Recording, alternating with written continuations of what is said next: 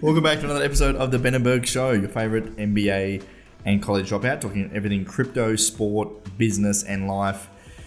Today, we are talking about Coinbase has hit all-time low stock numbers. Why on earth we're still in crypto? What got us in here? And has our views changed on all the crap that's been going on in the last few weeks? We've also got Twitter having mass layoffs. It's mass layoffs across all tech. When I talk about crypto, just tech in general, laying off an absolute bucket load of team members. And Berg's going to help us calculate our net worth in under 5 minutes. So it's going to be fun. And also wrapping up with hard choices, easy life, easy choices, hard life. How this guy named Jerzy Gregorczyk has a happy body at 67. And a few other things around personal growth. Wrapping up with, as always, our meme of the week, meal of the week, kindness, gratitude, and accountability.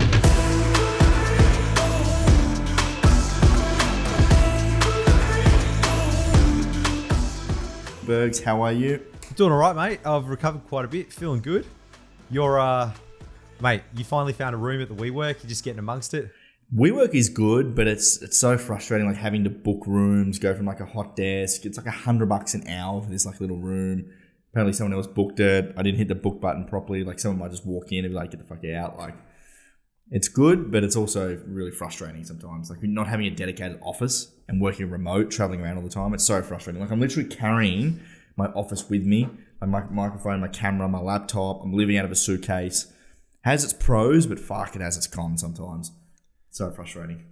Absolutely, mate. I did it for like a week and I'm like, nah, I had enough, mate. Imagine like you're doing podcasting and everything out of your hotel room. It's absolutely crazy. Even Haley sent me a list of co-working spaces and the different pricing. And WeWork is kind of at the top of the pricing, but what you actually get is quite good. Like I've been to the Perth WeWork with you and I'm like, this place is amazing. It's buzzing. The views are awesome. It's got heaps of seating. It was just great. And then the other ones were kind of, they had a nice view, but it was just kind of corporate offices shoved into the side. And it doesn't have that big atmosphere where you gather around, you talk to other people and you feel inspired and you want to work. I think they've really nailed that kind of, that vibe and that cultural aspect of it. 100%. That's what I like WeWork about. And it's pretty centrally located here in Melbourne.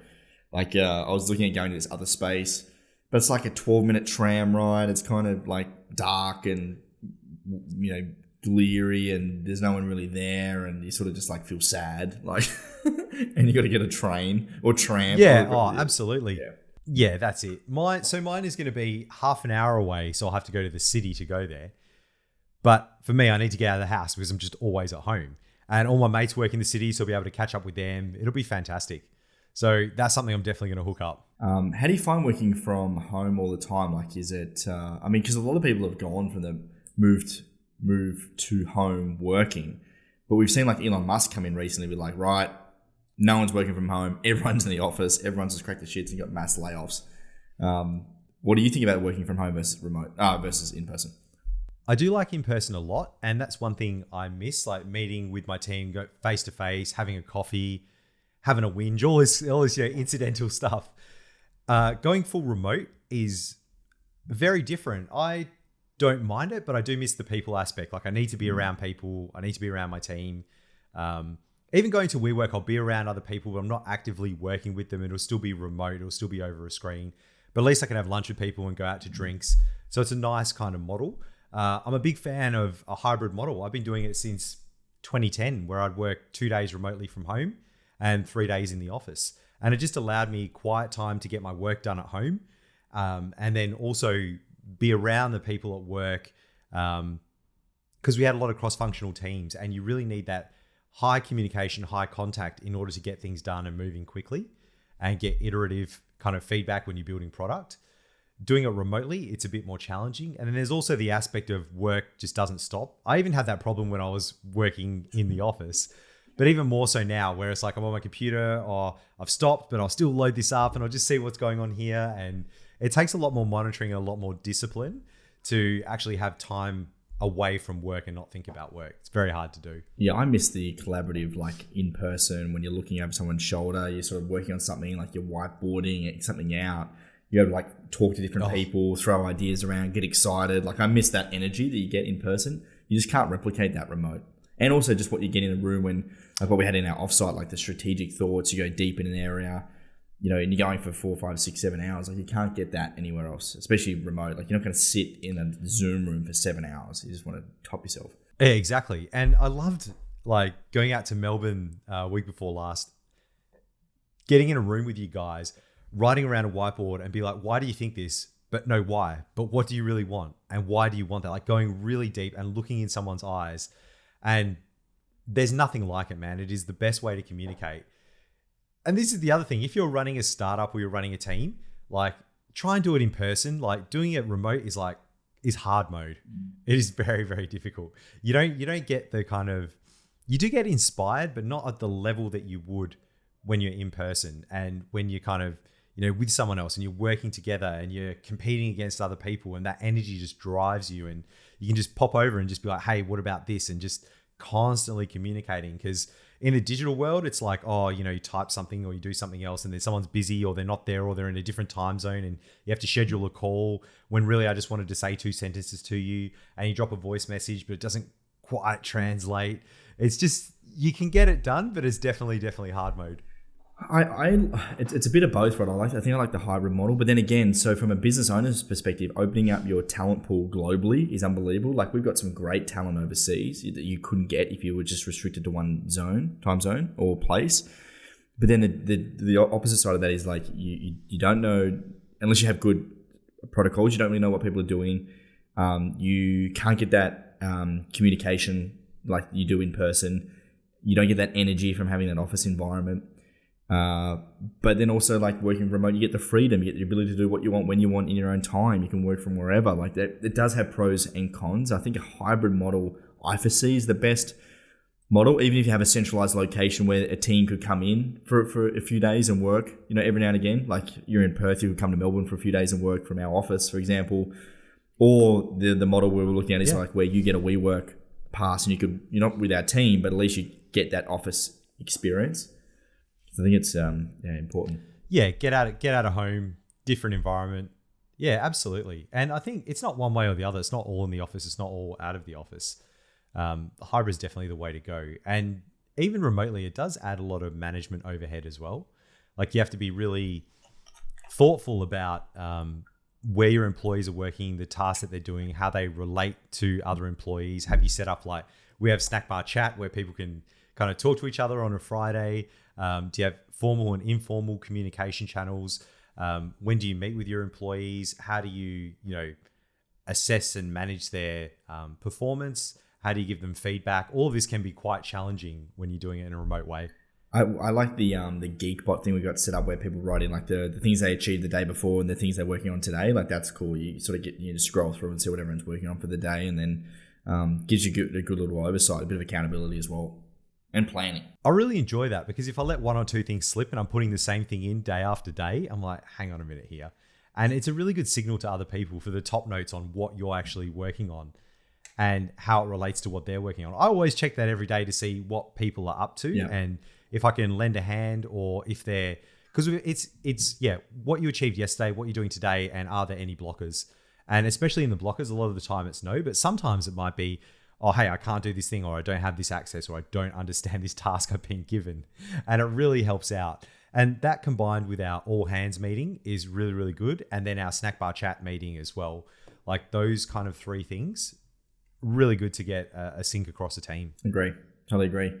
While we're on that point, I wanted to touch on freedom through discipline. And also this idea of hard choices, easy life, easy choices, hard life. It's a quote that I'm not sure who the quote's from, Bergs. I was listening to a podcast that I think it was My First Millions.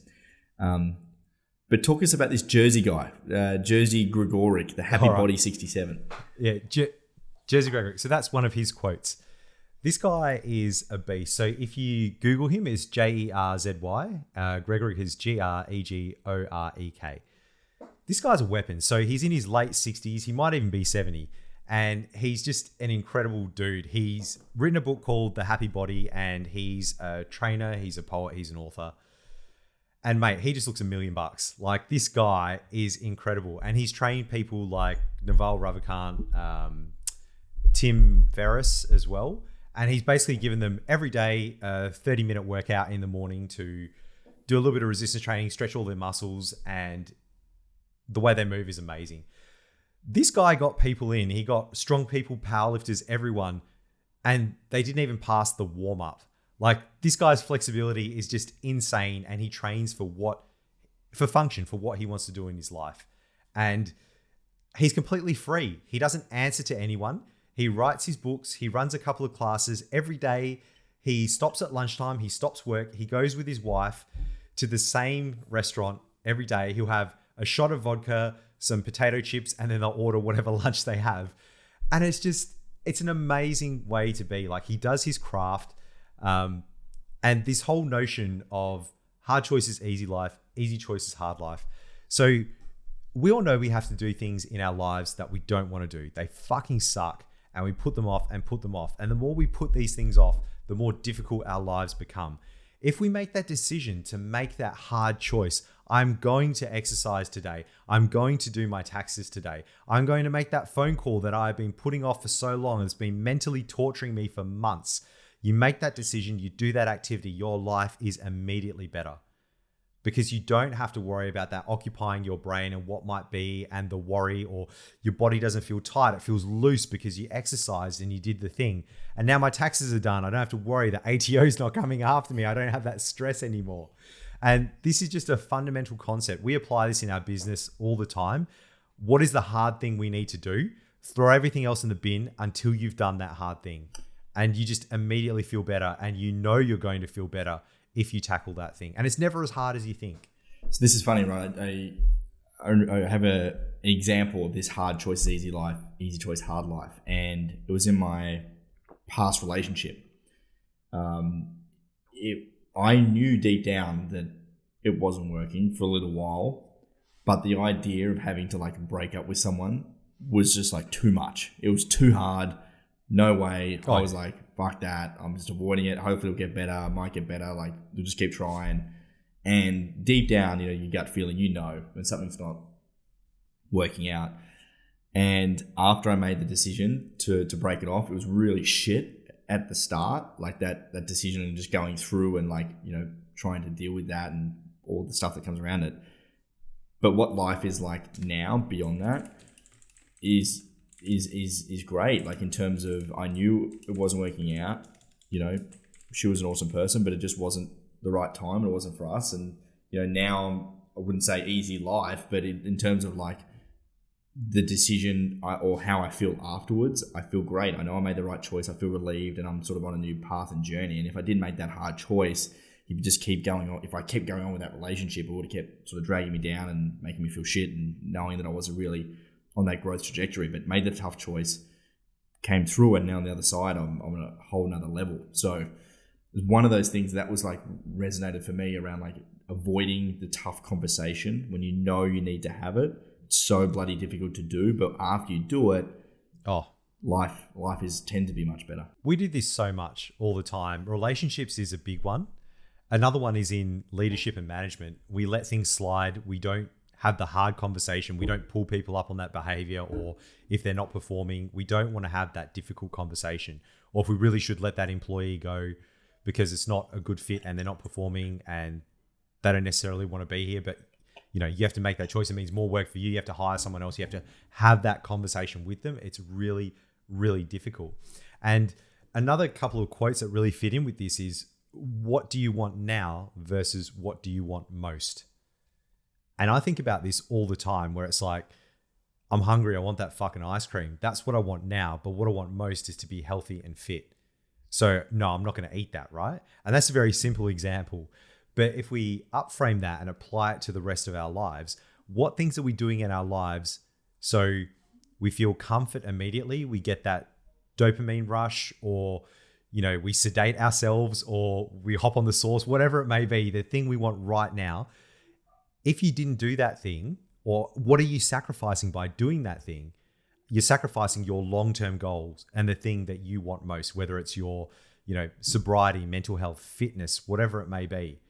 And again, like another quote from Jocko is freedom through discipline, which is just amazing, right? Where it's Yeah, if you're ultra disciplined, that gives you a lot of freedom. If you wake up every day and you exercise, you meditate, you eat well, you look after your body first, then you kind of do your work and you have positive boundaries and you have that discipline, that provides you a lot of freedom. And it's things you do, but also things you do not do. I don't engage in that. I won't do social media. I won't try to do 50 million things.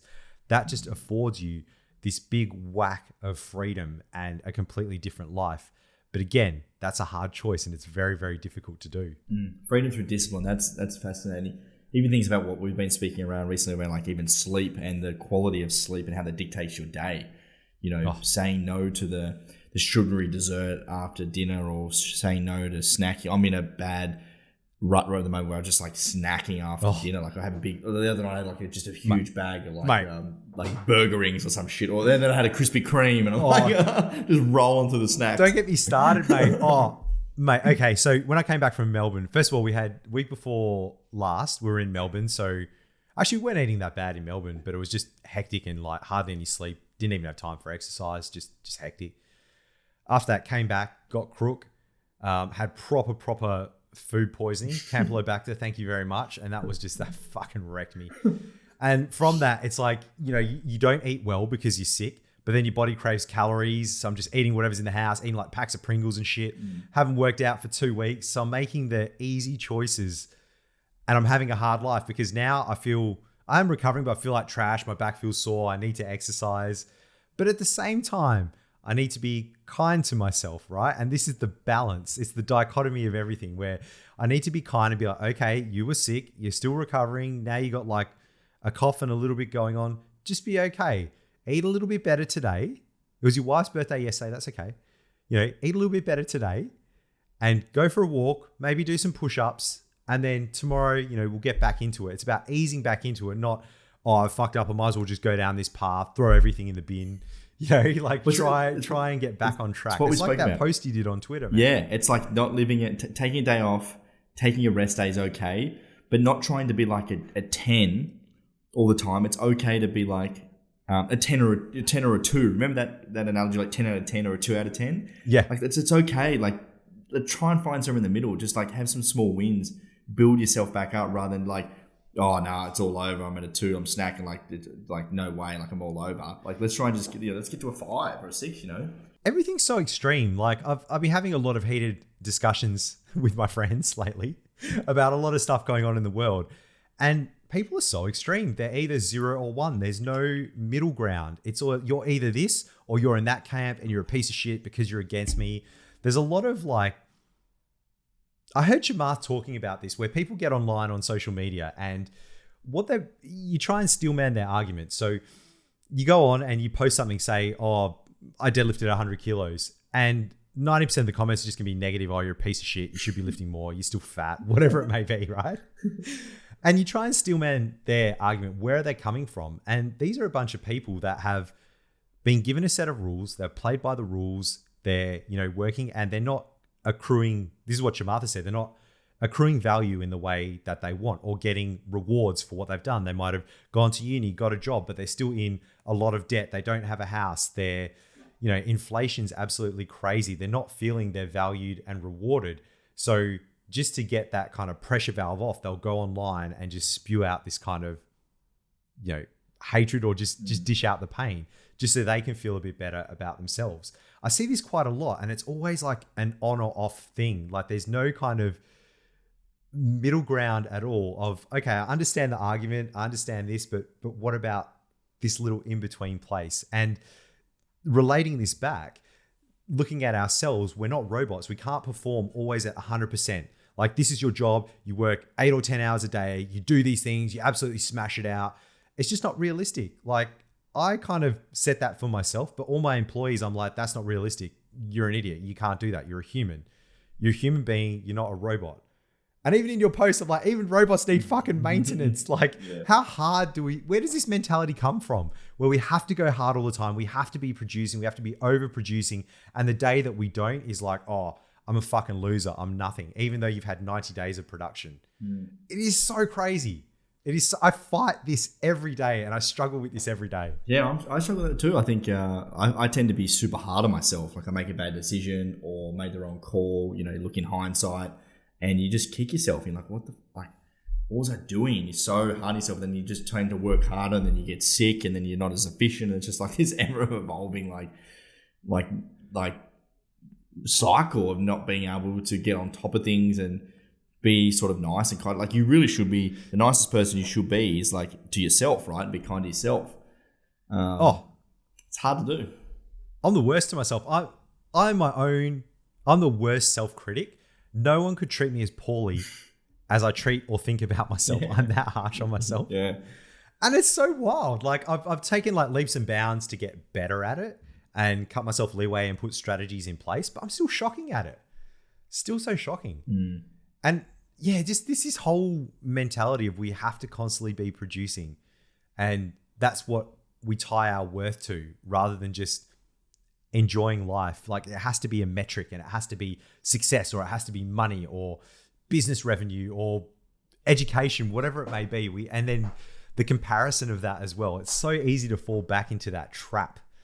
And even I did the social media thing. So I was in bed for a very long time. It was hard to get out of bed. And I was on Twitter. I was like, oh, FTX so spicy. And then I start to get in that loop. It starts to affect my brain. I start thinking that way. And there was Twitter spaces going for like 24 hours straight. I'm jumping in and out of those, go, oh, what's the goss? What's happening? And just what that does to your outlook and your mental health is just so easy to get caught in that trap, man. Yeah. Always fascinated by trap life, baby. I'm not sure if it's like, when you're watching the movies or, you see people that go out like the jungle for a week and like completely disconnect and they do like ayahuasca or something like that and they do this like full probably like self-discovery. I've always been fascinated by that and like one day like I'm not sure if ayahuasca is the actual go, but like always fascinated to hear stories of people coming back from those experiences going, oh, like I understand myself now and like I've come back a new person. Like that stuff fascinates me. Oh, you got to do it, man. Like this, everything we've been talking about, I'm just going to upframe that and just call it the human condition. Like before it was like back in the day, it was about, can I survive? Do I have enough food? Do I have a job? Do I have a home? Is my family well? We've pretty much solved all those problems. Now it's like, who am I in the world? What is my status? Are we playing a status game? Do I have enough wealth? What game am I playing? How long am I in that game for? And what do I look like to everyone else? And you need to escape those things. And what you're talking about there is with ayahuasca is people go away from their busy, hyper-connected, hyper-productive lives. They do ayahuasca or they go into places with no cellular reception and they have a reset. And when you take those drugs, like I've heard a lot of people talk about it. I haven't personally myself, but it's almost like your ego dissolves, like you don't matter. All the things that you were, like if I took away Collective Shift, if I took away, your business, your podcast, your everything, who would you be? What would be left over? That's who you really are. And if those other things didn't matter and they weren't tied to your identity, it's very freeing. So I haven't gone on that path and done the drugs, but I have reached that state before where I took about 4 weeks off my previous job. I had long service leave and every day I woke up, went for a walk, meditated, read books, hardly went on the computer at all. And I was just relaxed, man. Like I was talking like this. I was just so super calm.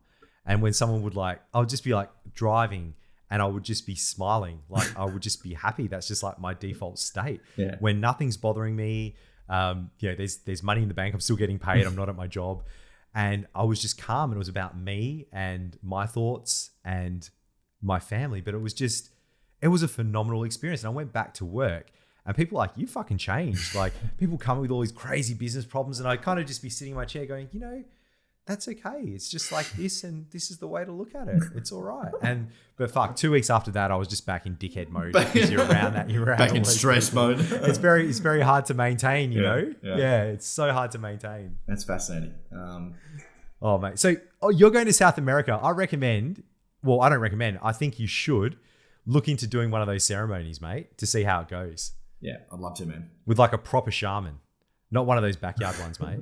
But you know what happens when you take ayahuasca, right? You get fucked up, don't you? You go crazy. Like you just breathe. Yeah, mate. You puke and you shit everywhere.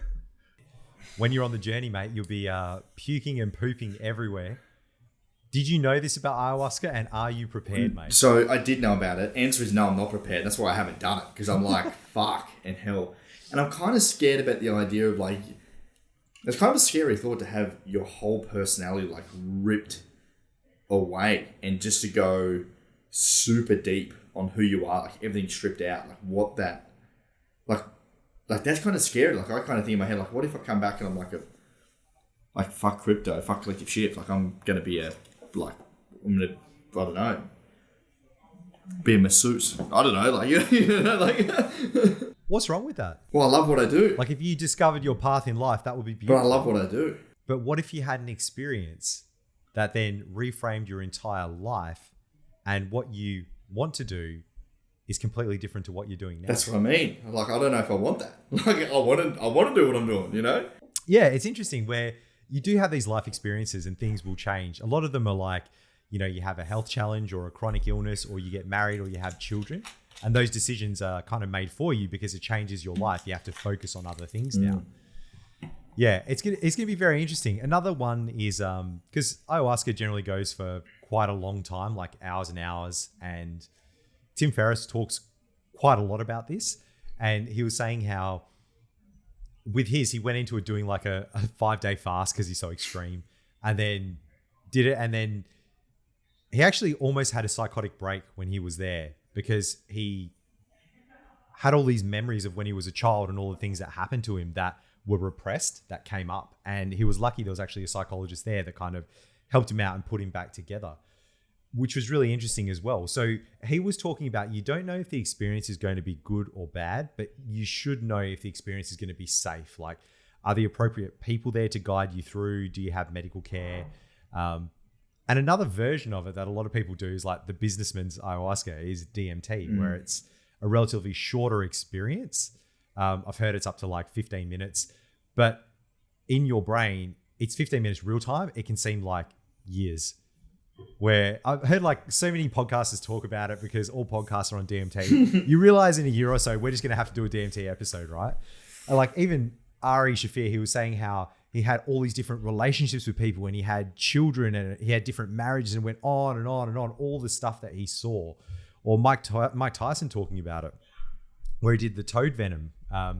And he was just saying he just wants to do it again because his entire ego disappeared and he didn't matter.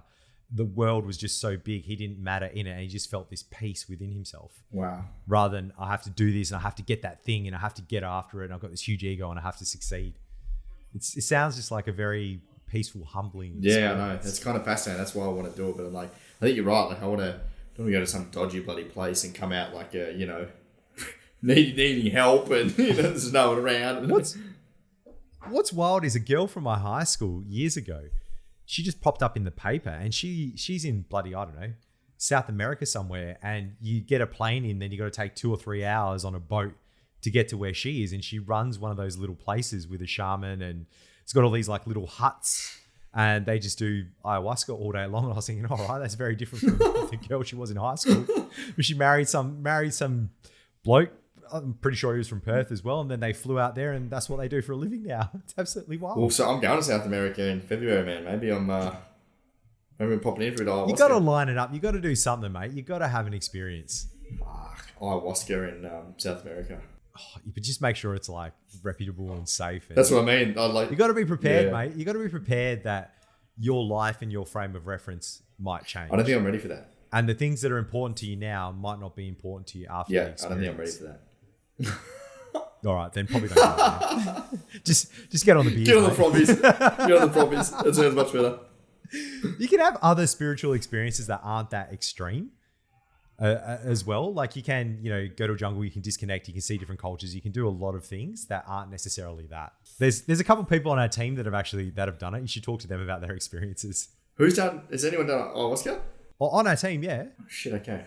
I won't know. No, after the pod, I'm going to have to figure out who they are. Oh, yeah. I don't know if it was, I think one's done ayahuasca and 2 have done DMT. Oh, I can't even know that. That have talked about it, yeah. It's like the tech bro. Isn't it, man? We swap Panadol pills and sleeping pills and do ayahuasca. That's it, mate. I wonder if it's because working in tech in a startup is so extreme that you need a reset, and you seek out these short, sharp experiences that give you asymmetric upside and hopefully benefit. Yeah. Well, I was looking into one of those like retreats in Queensland where you go for like 4 or 5 days and just completely like, switch off for 4 or 5 days. You just get like massages, you just eat like vegan food, and that's a bit extreme, going down to one end. But it does sound good, like the idea of like forced reset. Because the problem is with me, like, you find the same. You try and take a day off, and your phone's going off, and then you're on social media, and then you see an email, and like you're not taking a day off. Like, how are you supposed to reset and look at yourself and who you are and go deep if you've got all of the things that distract you in your normal life? You need to be removed from that in order to do that. And like my sister-in-law, she's been to like a silent retreat. I think that went for like 14 days. I think she did like a 7-day one. Silent, like full on. Yeah, imagine like not talking. You just don't talk. That's intense, talk, like man. You meditate. That's intense. Yeah, I think like there's like a guy you can talk to, like 10 minutes a day kind of thing.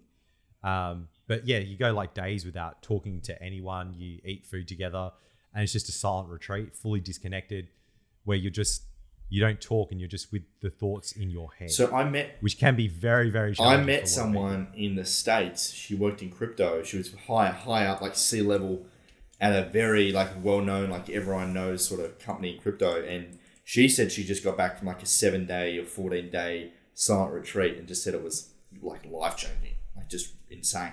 So a lot of the podcasts I listen to, especially highly productive people or people that write books or have, amazing views on life, what they do is when they plan their year, the first thing they'll do is they'll plan a month off for like a meditation retreat or something like that.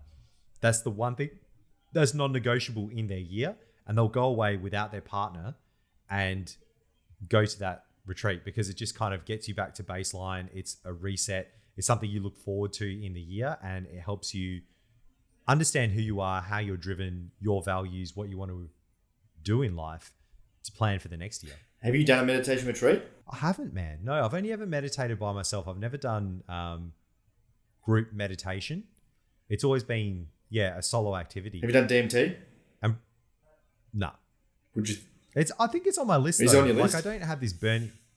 I don't have a massive burning desire to do it like next month, but I think it is something that I would want to experience just from the way that a lot of people have spoken about it, where they speak about it's almost like going to another dimension and feeling just connectedness, and you don't matter, but that's a good thing. So it takes away all of your ego, and I like all of that spiritual side of it.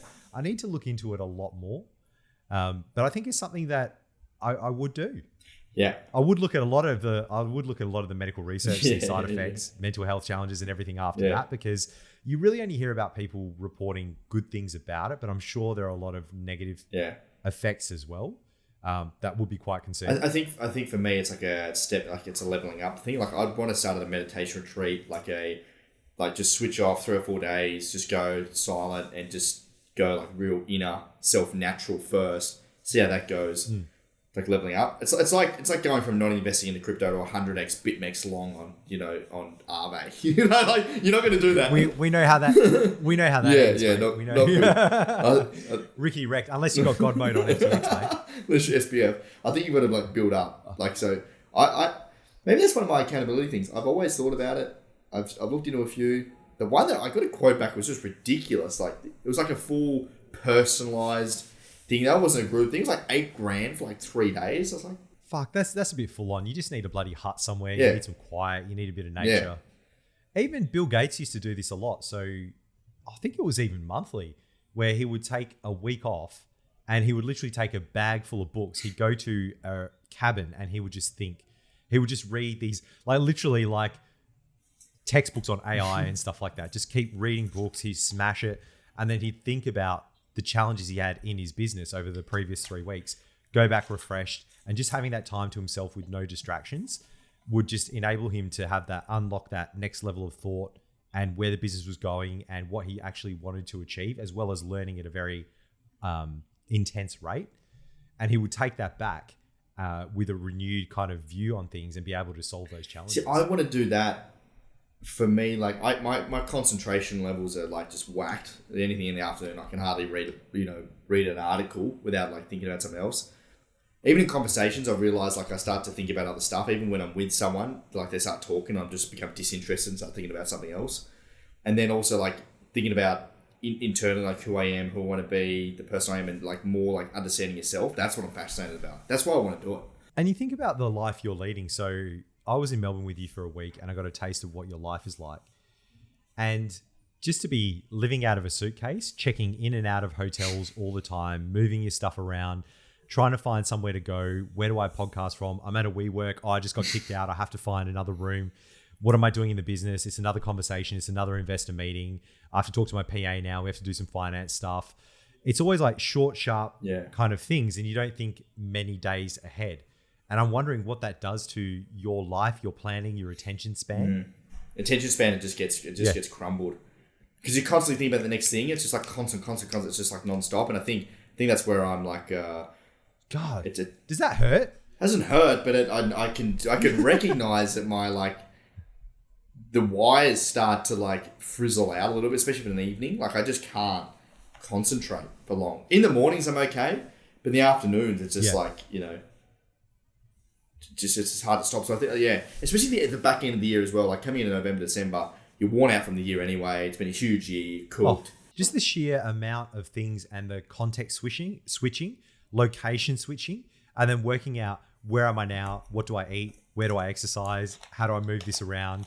What's going to happen? This is going to blow up my day. I need to move things around. That's constant. It's constant. You know, it's kind of like when you think about it, like, and that's my brain. Even when I'm in conversation, is thinking about three things that's happening from, you know, next, and then like a thing I need to reschedule, and that conversation I had, and something I need to move, and you're not present. How do you feel? Do you feel out of control, or do you feel like you have control over things, or things are just getting scheduled into your life and you just have to? No, I don't feel out of control. I feel I get frustrated when things aren't in control. Like I'm a control freak, so I need to have things like, you know, like I had a conversation with my PA like yesterday. Like I get ADHD if there's a calendar thing like overlapping something else. I'm like spazzing out. Like my arm starts to twitch. You know, like I need that cleared up. I need everything. I need it lined up. I need it like clean and precise. But yeah, my life literally evolves around a calendar. You know, and I think the extreme person who does this is like Gary Vee. You think about Gary Vee, he's got like 3 assistants. He's having like 9-minute meetings. He's in and out. Like that guy is just insane. Like I'm not at the level that he's at, but I feel as though like even the level I'm at, I'm like, holy fuck, this is insanity. You know, you need 2 people to manage your life, and it's not plus you know. I think you would be like him if we had an office. You'd be in and out of stuff all the time. If you had an organization that size, you'd be like, oh, you need me? I'm in here. Let's do this. Let's do a video. Let's go do a talk. Let's do the next thing. I reckon it'd be easier than what you're doing now, like flying around and trying to sort out different cultures and locations and visas and money and where do I eat. That's the frustrating thing. Is there a toilet nearby? Literally, no, that's the frustrating. Like, what am I having for lunch? Where is there food? I need to go to that thing in half an hour's drive. Where am I doing the podcast? Like, and this has been the biggest transition period for my PA coming on board. It's like I need to I can't.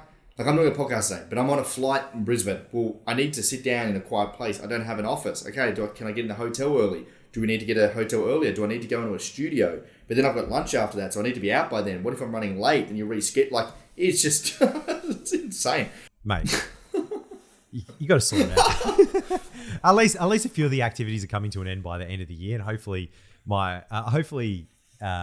next year, my hope for you is that you'll be a little bit more under control, mate. Honestly, I think for me, like I need a gym, meditating, and journaling of a morning, and I'm good. If I don't do those 3 things, like wrap it up, mate. The day's done. It's not going to be good. It's a fucking disaster. Yeah. Do you have those core things in your day that like, you know, you may not be doing them now? For example, you said you're a bit of a slump right now, but like are there things in your mind you're like, I need to do to be on top of my game? Reading, meditating, and exercise. Yeah. They're the 3 things. So reading is if I'm bored or I need to change my frame of mind and get into a different space. Yeah. That helps out a lot to disconnect from all the thoughts in my head. Going for a walk or exercising, that's just great. You look at nature, it turns on all the proper switches in your body starts working great. And man, even having like a half-hour nap, that's a big one for me as well. Like if you starting early and then half-hour nap and then you can work afterwards, it just works, man. Out of those three, reading, what was it? What did you say? Reading, walking, meditating. What are you doing right now? Out of those three? Oh, like now? Today. Have you done any of those three? Today, reading, meditating, and I might get a walk in depending on the weather. But reading and meditating. Okay, so you're not at the zero. No, not at zero. Definitely not. I'm not at where I was with exercising, but reading I definitely need to do more, and because I couldn't even concentrate because I was so unwell. Meditating I still did even when I was unwell, and that helped out quite a lot just to not worry so much about getting sick.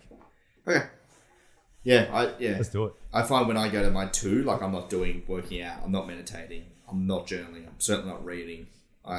Journaling's hard for me. Like I still need to write a lot of stuff and I haven't gotten around to it. But once I start, like do that initial thing, like the pages just come out, mate, and you feel so great afterwards. Dude, it's like talking to a psychologist. It's just like all this shit comes up and you just feel calm. I'm actually finding journaling is more effective than meditation. If I have to skip meditation for whatever reason, I'm not feeling it, I can't do it, don't have time, whatever, and I journal, I actually find them all right. Journal and gym. I think so too. I think journaling for me, because I have a lot of interactions during the day, I've got a lot of things going on, I've got a lot in my life, getting it out of my head and onto the page frees me up significantly. Whereas meditation will help me with calmness and help me to be okay with what's going on, but it doesn't last as long as journaling. Yep. Like journaling will last a day or two, like exercise does, but meditation's more like 5 hours, something like that. Yeah, that's it. Okay. Yeah, absolutely. We've got it, mate. Should we dive in? Let's dive into Twitter. Let's do Twitter. Let's do Twitter. Hit me. All right, man. So your boy Elon's taken over Twitter. I'm actually enjoying watching this unfold. So Elon's taken over Twitter. He bought it for $44 billion. He jumps in there. And he's literally doing the MBA/private equity playbook. He's gone in there. You've got a big company with a lot of staff. He's got a vision for it. He wants it to be profitable as anyone would. Any business owner would want free cash flow. So he's gone in. He's set the tone and direction saying, this is what we're doing. We're fundamentally going to change. We're going to work like a startup. If you don't like it, there's the door. So about 50% of the staff have been laid off, which is just insane to think about. And he basically gave people, first of all, he went in and he removed a significant amount of teams saying these are redundant or this isn't the direction anymore. And for the rest of people, he said, you're going to have to work long hours. You're going to have to work very hard. You're going to have to be elite just to get a pass mark. If you're in, great. Sign this little thing. If you're not, then that's great. I'll give you 3 months severance. And a significant amount of people took up the severance. There's also debate around how he did it. Even though California has at-will labor laws, there's going to be significant lawsuits because you can imagine a lot of people have big packages and tied to equity. He's changed their roles significantly. Is it fair? Does it obey the labor laws? The one thing that I am enjoying about this is we're taught in our MBA that culture change takes a significant amount of time, 5 to 10 years, to shift a culture from, let's say, a big bureaucratic culture to an innovative one. You have to restructure the organization. You need different teams. You have to instill different values. You have to have shared wins and experiences. You have to have the right people, and it takes a significant amount of time. We're seeing that on fast mode with Elon, and he's building in public. He's literally tweeting all of this stuff out, and he's saying, this is what we're doing. This is where we're going. And what he's doing is, it's the go fast path, but it is incredibly volatile, incredibly risky. But we get to see with these large tech companies, if they can run a lot leaner, if they can survive with a leader like him, the leader that he's going to install in a few weeks, we get to see that experiment run live and what the repercussions are going to be for all of tech. It is a phenomenal thing to do. It's got a very low chance of success with the way that he's doing it from what we're actually taught. But if he pulls this off, Everyone else in private equity is going to be like, oh my God, these tech companies can run a lot leaner. The tech companies themselves are going to have to look at them and be like, well, Twitter's super profitable now. What is my board going to say? What are my shareholders going to demand? What do I need to do in these companies? It is just amazing that we actually get to witness this. Yeah. What are your thoughts on this whole Twitter thing, man? About Elon coming in and just going, I love it. The pace that he's been moving at is phenomenal, right? Like he's gone in, he's launched Twitter Blue, $8 a month. He's updated the moderation policies. Yep. He's worked on the bots. He's fired half the staff. He's building in public. And how this guy is like in with the devs, taking selfies, like working hard at like 1 a.m. in the morning when he's got all these other companies that he's building. This guy's also not just the CEO of Twitter and owns anymore. This guy's running Tesla. He's putting rockets on Mars. He's building internet for anyone in the world. This guy's doing a shitload of stuff. Like he's setting the bar for what is possible by the human species. Like he is a literal machine. The Neuralink, he's building stuff for implants in your head. Like this guy is unbelievable. And still got time to get in there on Twitter and like reply to comments and make shit happen. Like phenomenal. It's fascinating. He's literally following like the change management model, like Kotter's change management model on steroids. It's an 8-step model. And this is what it is. So step 1, increase urgency. He's done that. Step 2, build a guiding team. Done it. Step 3, develop the vision. Step 4, communicate for buy-in. Step 5, empower action. Step 6, create short-term wins, which is what he's doing with Twitter Blue, showing them that they can move fast and they can change things. Step 7, don't let up. Step 8, make change stick. Like he's literally following these MBA models and playbooks, but doing it on insane person mode.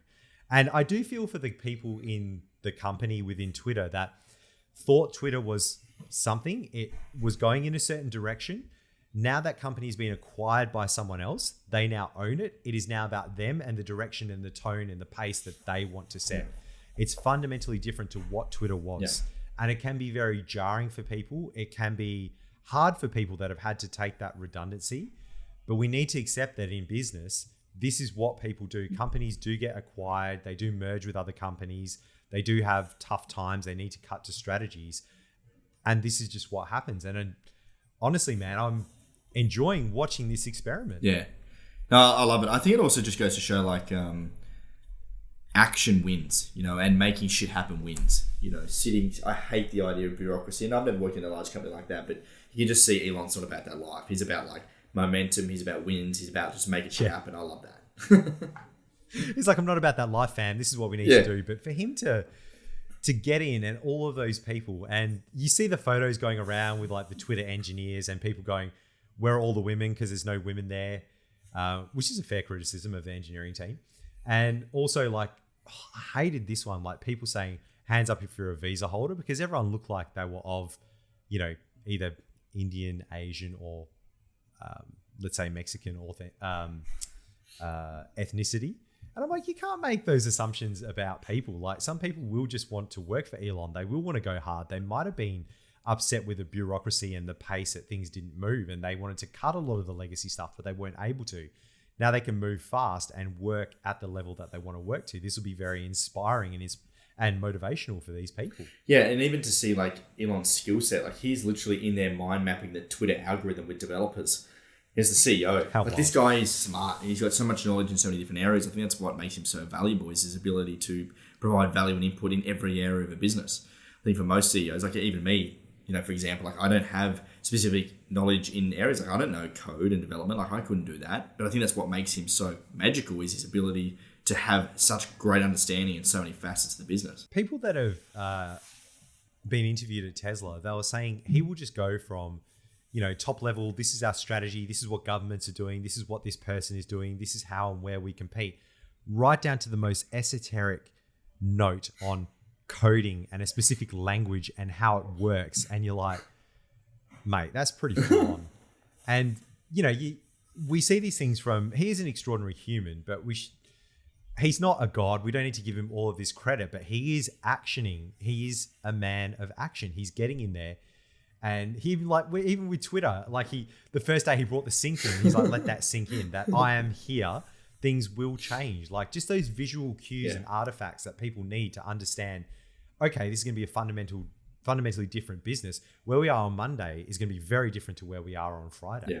And getting in there and instilling that with those people that want to go in the direction that he does is an absolute masterstroke. And now the next thing is to be able to hire people that align with the vision and install a management team that will carry out that vision, because he's not going to be there forever. I want to take a quick pivot in terms of what Elon's done with Twitter to Coinbase hitting all-time low stock price. Hit an all-time low of $40.61, as well as the major crypto like Bitcoin and Ethereum also falling to recent lows as well. Bergs, what are your thoughts on Coinbase, the crypto market as a whole, the wider crypto contagion we've spoke about in the last episode with FTX? We've seen Bitcoin at the time recording at 15,800 USD, could be going lower. What do you think? Yep. I think Coinbase all-time low, it just makes sense. Yeah. There's not a lot of people in the market. They're not producing, they're still profitable, but they're not producing a lot of money. The way you value public equities is you go through their finances, you look at their future value, the milestones that they're going to hit, and then you set a target or you discount it from there. If you miss the target, then the price goes down. Also, it's a proxy for Bitcoin on the stock market. So people are going to hammer that. They're going to put big shorts on it. The reason people... Oh, and Coinbase as a company, I'm very happy with. I'm very satisfied with their reserves, the way they're regulated, the way they've carried themselves throughout this whole market, how they've gone about their business for years. And they're even fighting a lot of regulation and government fights where a lot of crypto companies aren't. So I'm definitely satisfied on those fronts personally in that company. In terms of crypto, you're spot on where things are going to get worse. We haven't seen nearly any of the contagion out of FTX. Even the list of people that were affected and their creditors was like 150 companies long. The majority of those are going to zero because they had a lot of their money with FTX and they won't be able to get that back. And we're going to see that over the coming weeks and months. Who has been affected? Who has recourse against them? Are the Australian and US subsidiaries okay and they actually had holdings, but the Bahamas one didn't? We don't know what's going to happen in that space. And I do think things are going to get more hectic. And I do think that is going to affect price. And I also think in terms of me and crypto, not much has changed. Fundamentally, Bitcoin is still the same. Ethereum is still the same. People are still building.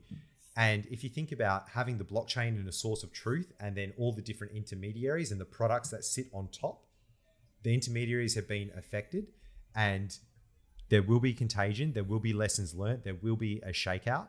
And I do think that shaking out the bad actors or the businesses that were just hanging on needs to happen. And it is a good thing for crypto overall. Mate, what are your views on crypto as a whole and Coinbase and potentially contagion? I think Coinbase is going to be the shining light of all crypto. I think just the way they handle themselves from a transparency perspective, the product that they have, I think is really great. I think Binance are going to be there alongside. But in the short term, I think we're going a lot lower. I think we see Genesis. There's talks of Genesis potentially on the verge of going under, which is a huge... We spoke about in the other pod. They're a huge institutional lender to Grayscale. They've got a lot of loans out. They've got a lot of money in the market that potentially could be all evaporated if they go under. So I think there could be more forced selling to come. But in terms of DeFi, we see decentralized exchanges and DeFi products continue to get great volume. I saw... Uniswap and Aave is still getting great volumes because people can go away to these decentralized ecosystems and make, use those products just as well as the centralized products are, but you don't have that centralized risk. So I think Bitcoin bullish, DeFi bullish, smart contracts bullish. That hasn't changed. Just the intermediaries and those centralized exchanges, I think, are going to, have caused most of the short term risk. Australian exchanges, I saw.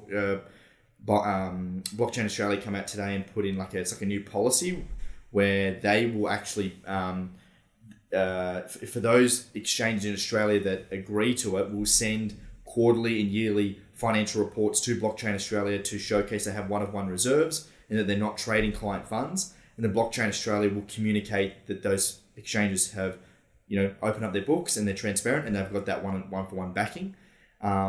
Interestingly enough, I saw that list come out and I left a comment because CoinSpot was not on that list, and I'd love to know why not. So like they did an announcement.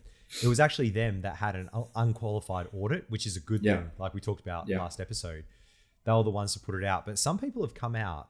I think it might have been Grayscale as well, or Genesis, one of the two, where they said by providing an audit would decrease the amount of security that they have and would be a risk. And I'm thinking, oh, lad, that's a big statement, especially in this where everyone else is coming out and having proof of assets and proof of reserves.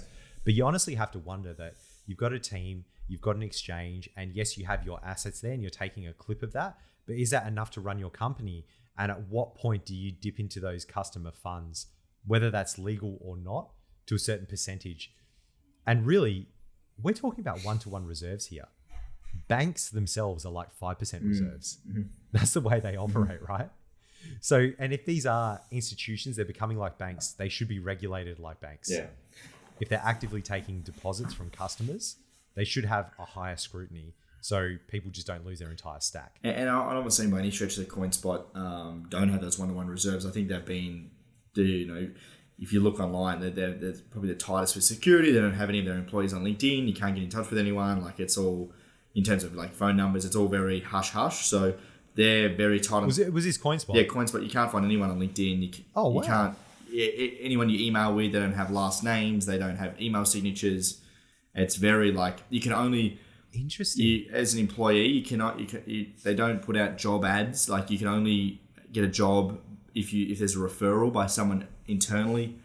They're wild, man, on the security front. So not to say I understand that from a security perspective for sure, because otherwise you can just get accosted. Someone shows up at your house, but anyway, we'll see what Blockchain Australia say around CoinSpot. But all the other big names are on there: SwiftX, Binance Australia, Independent Reserve. Elbait were all on that list, so we'll see where it goes. Mate, incredible. Rightio. Mad saying good chat. Let's get into accountability of the quarter. You want to do that, or have we got time to do the net worth? Oh yeah, let's do net worth. How to calculate your net worth. All right, let's go. All right, so folks, this is going to be how to calculate your net worth in 5 minutes. Really easy to do. And again, this is not financial advice. This is a kind of quick and dirty back of the napkin to see where you are financially positioned. Don't make any decisions based off this. Please go and see your financial advisor or strategist or someone that is qualified before you make any decisions. All right, let's get into this.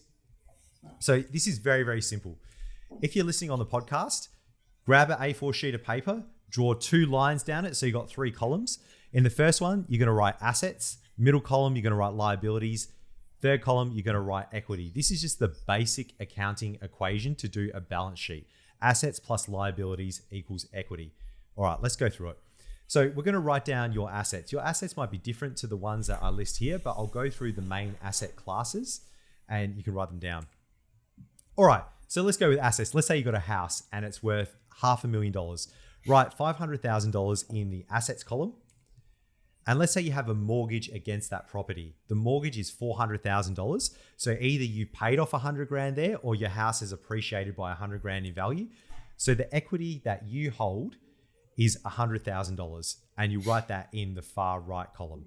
So assets, house, $500,000, liabilities, mortgage, $400,000. The equity you have is $100,000. All right, let's say you've got superannuation or a 401k at $100,000.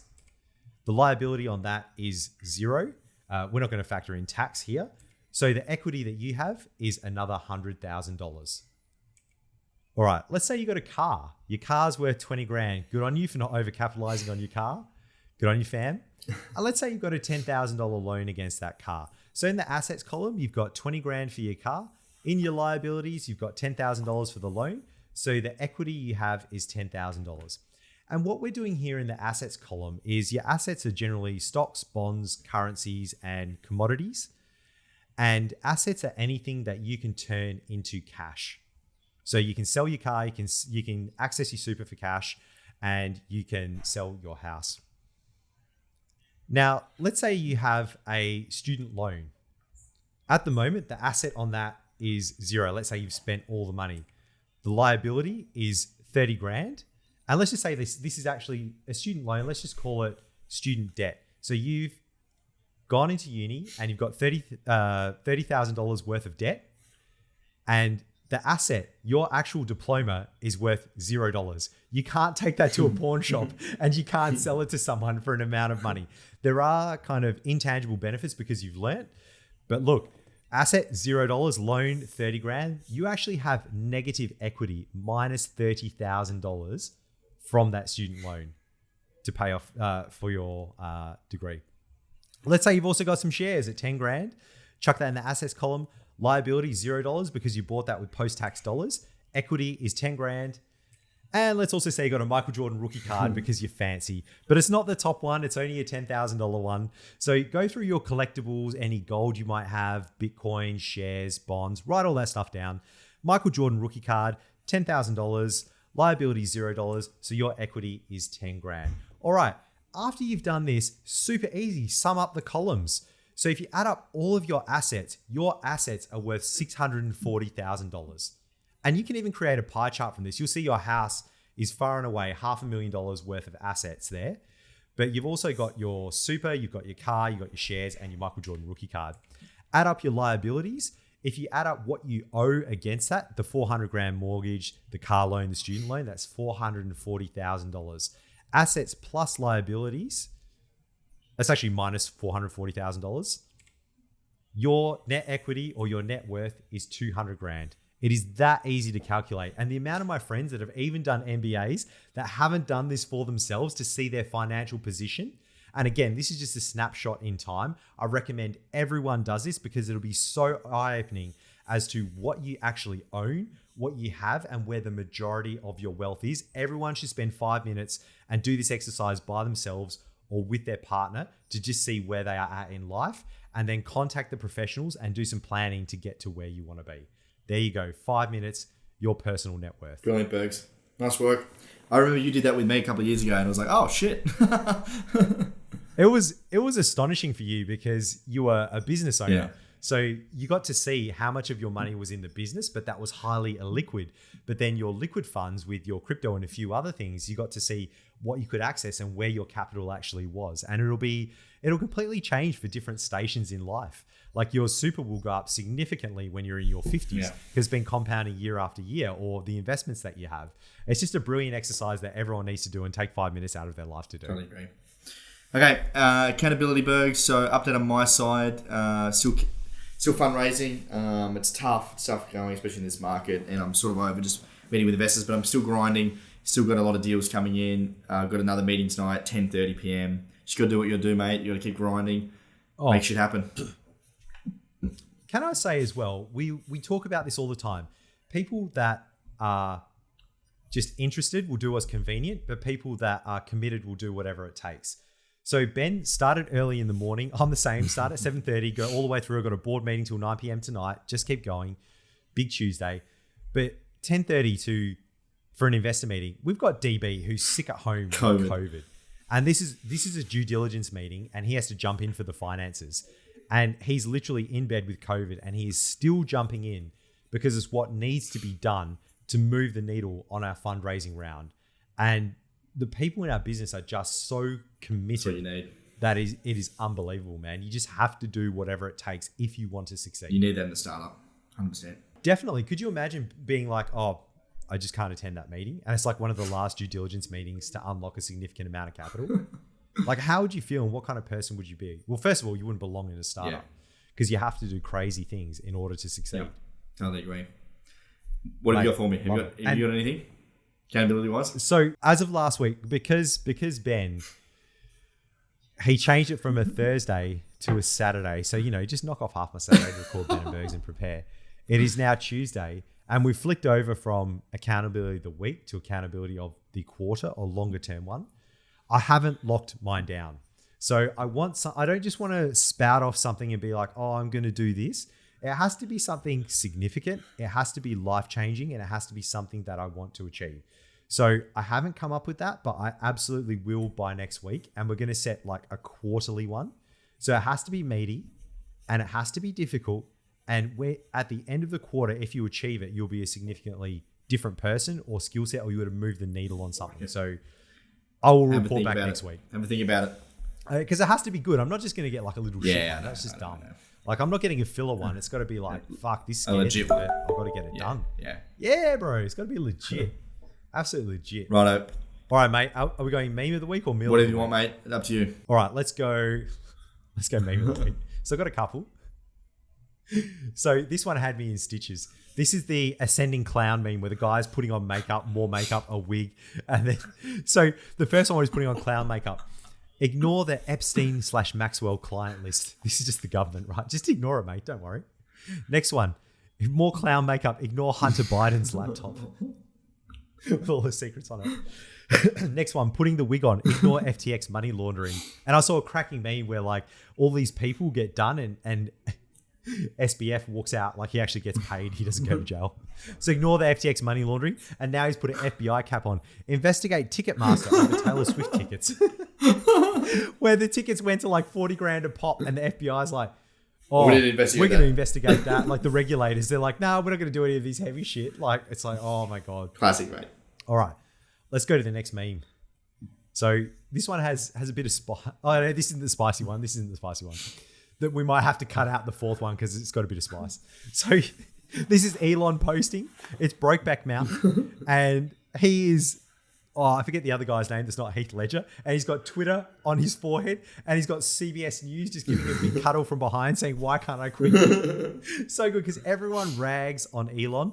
But honestly, Twitter has been the most fun it has been since I can remember. The last 2 weeks has been hectic. There's been spaces. And then let's go to the next meme. You got the CEO posting stuff like this, which is just so spicy. So he's unlocked Donald Trump, right? Donald Trump's account's on there and he hasn't posted yet. So Elon must post this.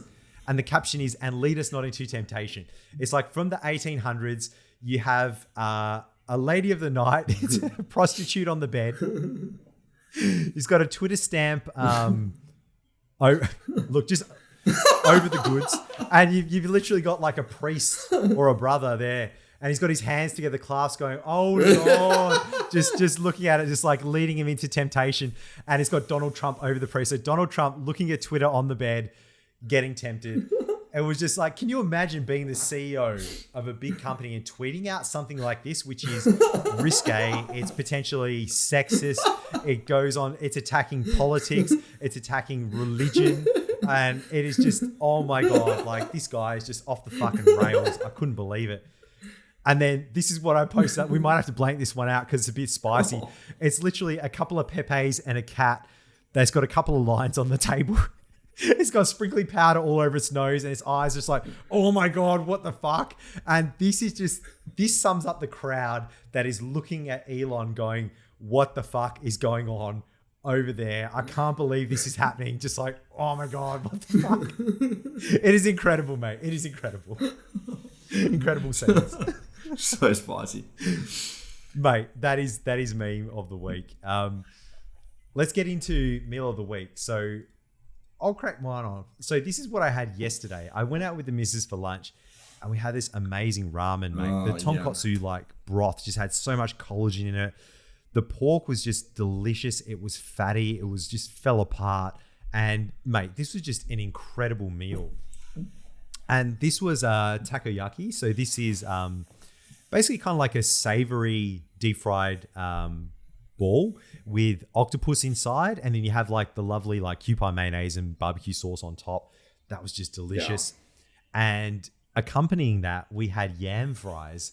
So yams are just like really, they're kind of like potatoes, but they're really thick and awesome and moist, and they just really hit the spot with this kewpie kind of mayo, spicy mayo. Mate, this was delicious. I want to give this an 8.5 out of 10, mate. It just hit the spot. It was cracking. Good, it was a delicious meal, mate. Unreal. Loved it.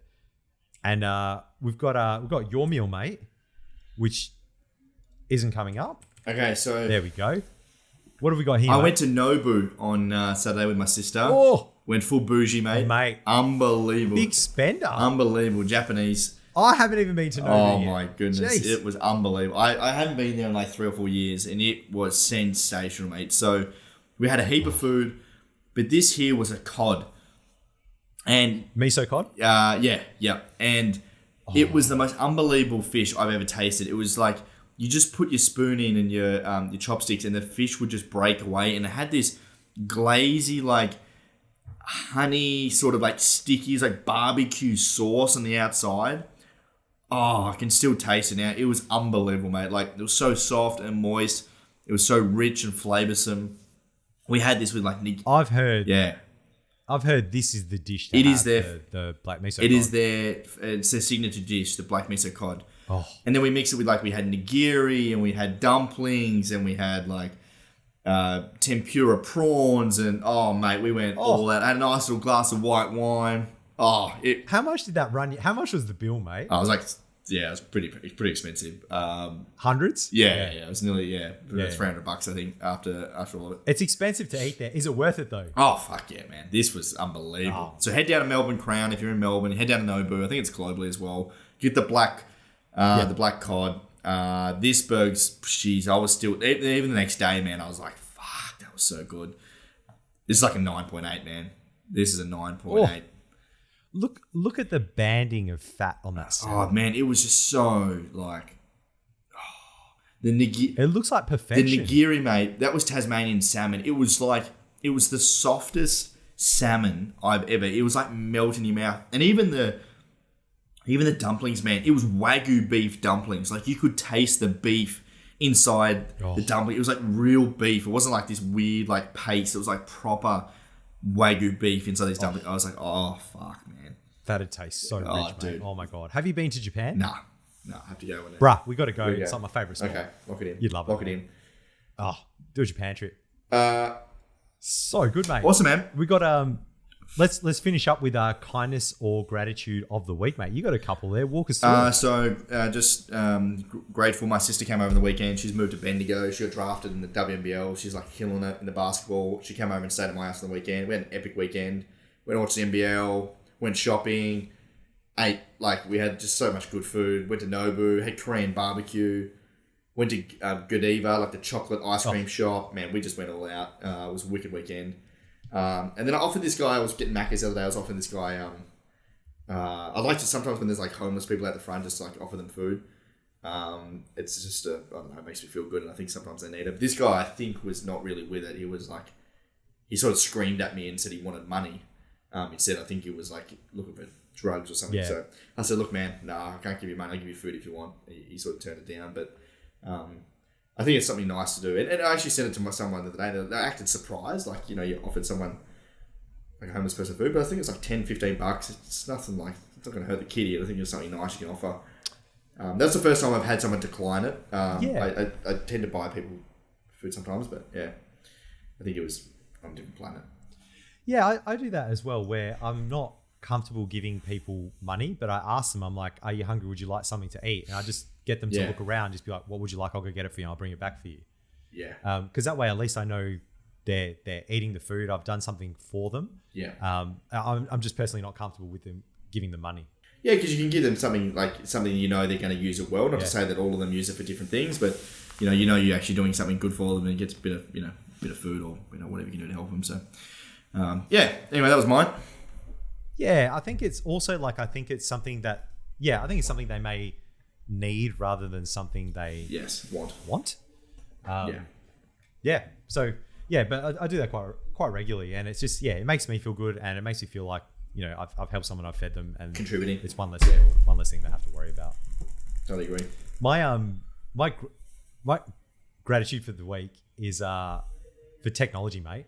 Honestly, just being able to coordinate my life. So if I look through this, just being able to call people, having my mum call me on the phone, and she's got this thing she needs to sort out, and I can just talk through it, and I can send her a link on WhatsApp. I can get her to click on it. I can show her how to do it.